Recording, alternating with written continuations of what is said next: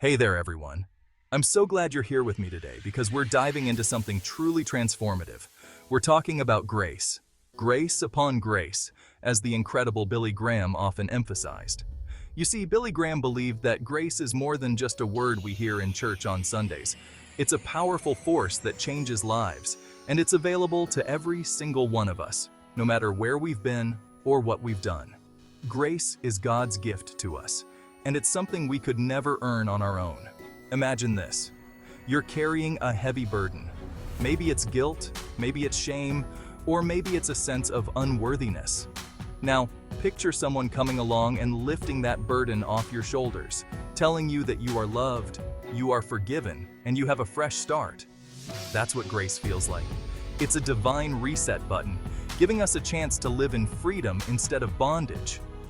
Billy Graham's message on grace was all about this incredible unearned favor from God. He reminded us that no matter how many times we fall, God's grace is always there to pick us up. It's like waves upon the shore, constantly washing over us, renewing us, and setting us free. Think about the story of the prodigal son. He squandered everything and found himself in a place of deep regret and despair.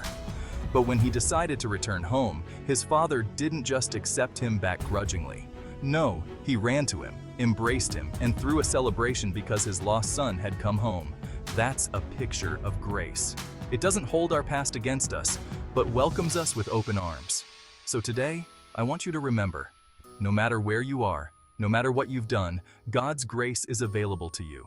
It's there to lift you up, to set you free, and to remind you that you are deeply loved. Embrace it, live in it, and let it transform your life, just as it has transformed countless others. Thank you for joining me today.